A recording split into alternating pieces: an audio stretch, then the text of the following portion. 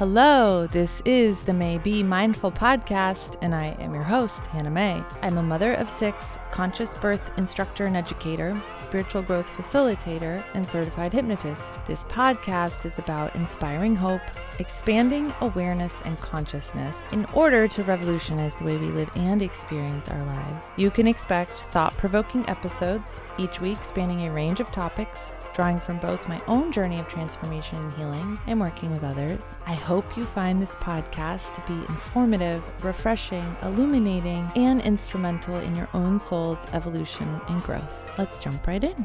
Hi, everybody. Welcome back to the Mae B Mindful Podcast. I'm kind of excited because we're continuing the conversation of codependency, but with a specific focus on romantic relationships and dynamics, because they're a little more complicated. There's added dynamics and complexities. There's a whole neurocircuitry piece, neuroscientific piece, which I am not a scientist, so don't get your hopes up there. But I don't know, I'm a spiritual scientist, maybe.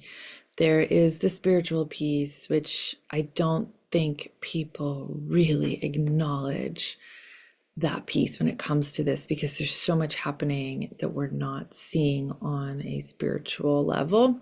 There's the emotional piece, and then there's the physical piece, right? Because you are eliciting and mixing up a whole cocktail of hormones that add a layer of complication when you've got those chemicals in your body that are creating these feelings of love and connection through intimacy, and can feel very binding and very difficult to separate from. So, first of all, let me just say that the unhealed codependent has a tendency to be attracted to or attract a pretty unhealthy dynamic if they're not working on themselves. Even if they are working on themselves, these things can show up where we're not consciously choosing a toxic or sick or harmful dynamic. It's just sort of an opportunity for a perfect storm here for somebody on the whole other side of, say, the narcissistic or personality disorder spectrum to be drawn to this type of person. And this is not to say codependent good, narcissist bad. That's not how we feel at all. We've got two different sides of a sickness and an unwellness and an unconsciousness. I believe that these relationships are just calling us and inviting us to more awareness in ourselves. And there's a lot of opportunity because there's so much information in them, what we're drawn to, what's being reflected back to us, where we need to show up for ourselves, where we're not well, where we're operating from our pain and a deficit and our lack of consciousness. And so anytime we're operating from our pain, then we're going to be kind of going in blindly. And people say love is blind, but Anthony DeMello says this really beautifully, and actually I'm not going to quote him exactly, but to paraphrase, he says, love is not blind. Love is one of the most crystal clear things in the world. Attachment is blind and very confusing and disorienting because it sets us up to think that we need something. So when we go into a relationship as a fragmented version of ourselves in order to seek wholeness, yet we're running into the arms of an abuser in an extreme situation, we're most likely operating and driving from that place of woundedness, from an unmet need. My understanding is, I actually heard Andrew Huberman talking about this recently, which is so fascinating, and it makes so much sense as to what I've witnessed and what I've seen in relationships play out, and the pain and that cycle of pain and turmoil that just keeps getting repeated until we resolve these things and heal these things at their core. He was saying that we repurpose the same neurocircuitry from our early attachments in our later relationships, our romantic relationships. And so, this stuff can get confusing. There's real needs in there as well.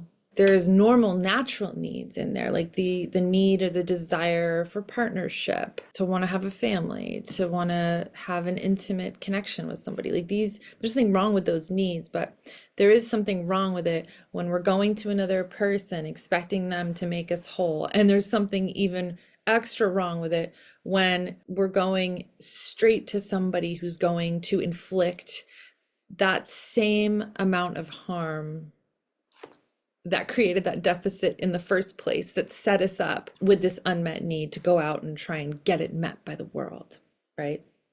So yeah, we'll talk a little bit about how maybe what some signs are, like what that might look like if you are in that kind of dynamic. And by the way, this is not to like diagnose anybody, and it's not even about labeling anybody. It's like, if you have unresolved, unhealed codependency, are you ending up in a situation that is harmful, that is toxic, where there is an excessive imbalance, where it's degrading your self-worth and it's not supporting you in stepping into the full true nature of yourself, into agency, into power, into and that you're not able to have like this respectful, loving, kind dynamic and exchange, which is like the point of a healthy relationship, right? It's to really build each other up and support each other, not to break each other down and to self-deteriorate or self-destruct or cause, harm either way to anybody, to yourself.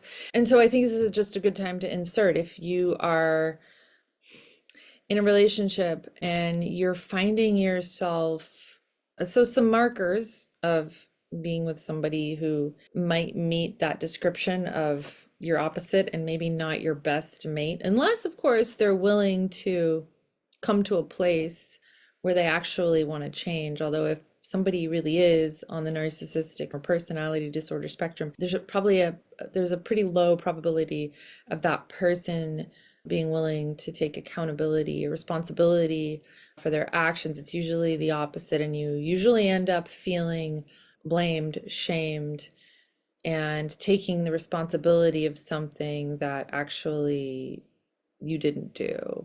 So for me, a pretty clear marker of this is like when you make up your mind and you have these bursts of, I can't stand for this anymore. There's an injustice happening, and you have those moments where you want to take care of yourself, or you just end up in enough pain from the dysfunction of that dynamic, or whether it's causing you some harm, or a loved one, or somebody around you. Maybe you have children, I don't know, I've seen that play out before, where it's causing enough harm to you or others involved, where you're like, assert your power of will and step out of this. But then you find yourself being drawn back into it with this hope that if I can just extract a little bit more. So what I see a lot here, I know I'm kind of all over the place, sorry, welcome to my brain. What I see a lot is this common delusion that if this person would just change, if they can meet this need for me, then everything will be okay, then I'll be whole. So even if somebody's not cognizantly aware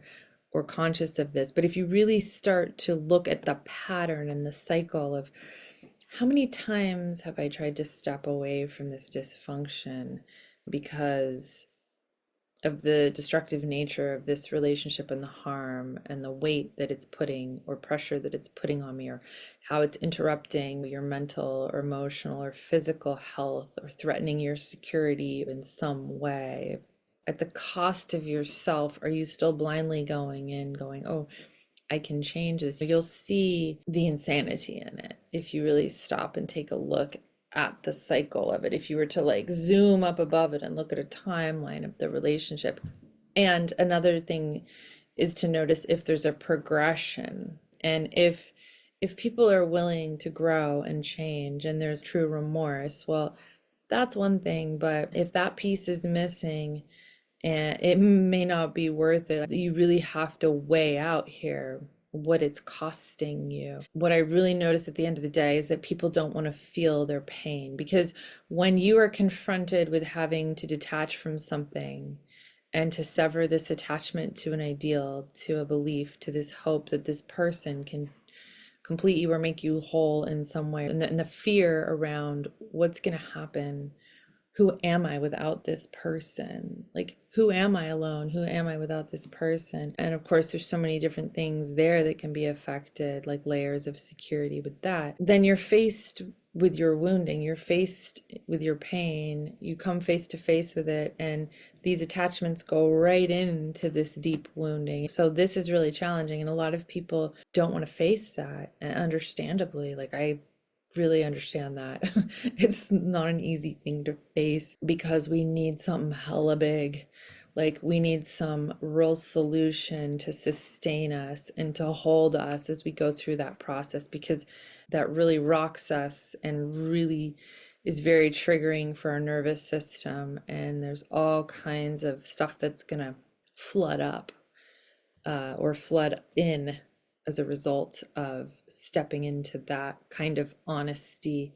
And there's withdrawal involved. Like there's usually withdrawal and detox involved if you're really enmeshed in that kind of relationship. So actually, really, it's a very selfish dynamic. If both people are showing up trying to get something from the other person, hoping the other person will be different so that they can fulfill or complete or fill some sort of deficit in them.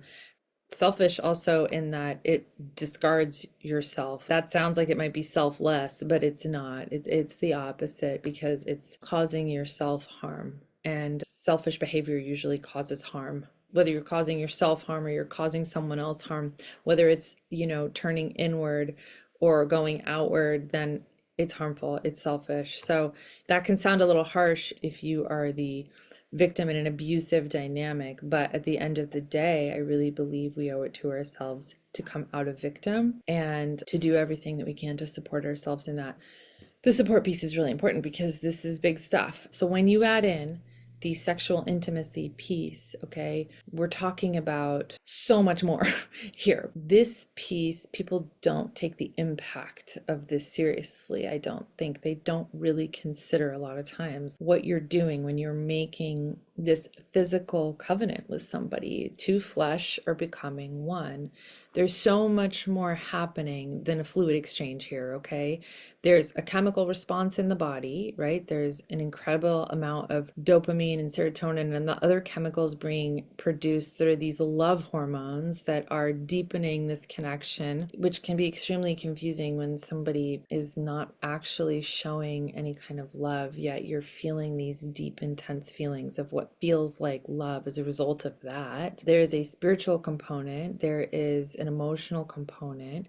There's an energetic exchange. So there's a lot happening that you're not seeing. And we each come with our own bag of stuff. We each come with our own lineage of generational and spiritual baggage, I believe. This is not something that I can back up with research, I don't think, but although I haven't tried, it's just something that I've witnessed and something that I've experienced. And I think when people get more in tune with themselves and their intuition and step into their true nature and unblock their relationship with Creator and with their true self in all parts of themselves, then there's more room and more sight that happens, spiritually speaking, because you're able to discern some of these things. And a lot of times we feel things and we don't really necessarily understand why, but usually, and this is in the healthiest of relationships also, your partner's own special bag of stuff and fears and that comes from their wounding seems to be perfectly curated to trigger your special, unique package of stuff as well. It's pretty fascinating when you look at it. So spiritually speaking, there is an exchange, there is a binding. Some people talk about this idea of love is blind, or these soul ties. I actually think are very disease driven and toxic. And actually what they're talking about is trauma bonding. So that's a lot of times when people have a hard time separating from these relationships, even though they admit they're harmful, that's some of what is going on underneath the surface, and these unmet needs and the ideas and the delusion that comes from all of it, in the belief that we need a person to make us whole. And it's just not true. It's just not true. Actually, it is true. We do need a person to make us whole, but it's you. And we talked about this in the first episode on codependency, which I recommend going to listen to because it will help sort of underpin and give this give this conversation out. So there is a spiritual exchange. There's a spiritual dynamic. We're multidimensional beings, okay? We have souls. Those exist on the spiritual plane.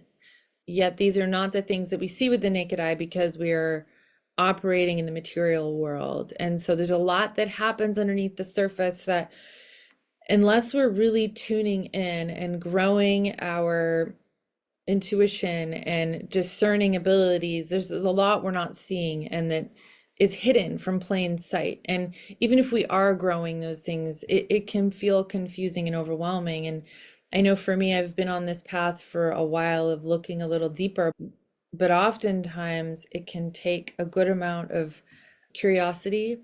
And I find that I really need to sit and take time to pray and receive discernment and insight and understanding and clarity on something in order to understand like what's driving things here sometimes. So all in all, just to say that there's a lot metaphysically that's happening. It's possible to break and sever those cords, those attachments and things that, and beliefs, just to bust erroneous beliefs that we're operating from that are keeping us in obsession, that are driving us towards a harmful situation. So, if there's a belief or a thought that is continuing to push you back into a harmful or destructive dynamic for yourself or someone else, it's probably not the truth, right? It's not something that you're going to want to continue to operate from unconsciously. And so with this stuff, we have to take major contrary action. So if we want a radically different new experience, we have to take a radically different new action. With this kind of stuff, it's going to be the breaking of a pattern with these very deep grooves. And so there's going to be some discomfort and pain, possibly breaking those cycles and creating those new patterns and stepping into new territory. Like I was saying, these attachments go into this wounding. So when we sever those attachments, it takes us right into that. So support is needed. We need to get some power, right? And restore to wholeness. And we already are whole, of course, but we need to come back to the truth of who we are before those beliefs and fears came in and started pushing us around. And that's absolutely possible to do and to heal. I've experienced it, I've seen it, and it's beautiful. And I think at the end of the day, as far as relationships, like if you have to ask yourself, is there an imbalance here that's not tolerable? So focus has to go back on you. It's good to be aware of narcissistic patterns, behaviors, etc., qualities, characteristics, to have some awareness around that stuff.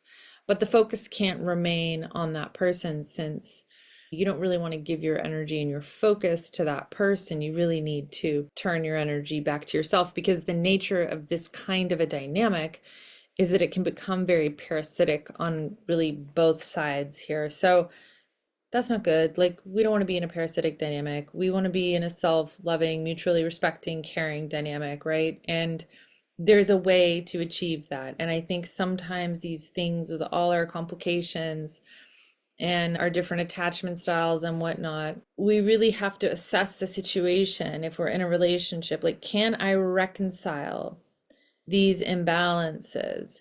And if I can't, am I willing to accept that? Or am I sacrificing myself for the cost of like that and something that I want, that I think is going to make me whole? So really, there's a need to be honest, to thine own self be true, and to really ask yourself and to check in with yourself and to open up a dialogue with yourself. And the issue might be is that you're willing to change and the other person might not be. And sometimes change happens best like solo, like separate, like get away from the distraction and the dynamic that could be actually very addictive, in order to really keep the focus on yourself and work on yourself. One of my early sponsors said to me when I was having relationship issues and I was needing to really get well and work on my recovery, she said, okay, since you're already in a relationship, I won't tell you not to get in one, but it's really critical that you take the finger off that person and you point it on yourself and you keep the focus on yourself and your own recovery. That really proved to be very impactful and potent advice. It's hard to really get well and focus on yourself when things are needing to be addressed if you are constantly distracted and fixing or focusing on another person. So, love you guys. on the path with you until next time. Thank you for tuning in to the Mae B Mindful Podcast. If you enjoyed today's episode, don't forget to subscribe and leave us a review. Your feedback helps us grow and improve. For more information, resources, and exclusive content, visit our website at maybemindful.com or go ahead and follow us over on Instagram at Mae B Mindful. If you enjoyed this week's episode, please give me a follow, screenshot the episode, and go ahead and tag me until next week when I bring you another thought-provoking and inspiring topic. Until then,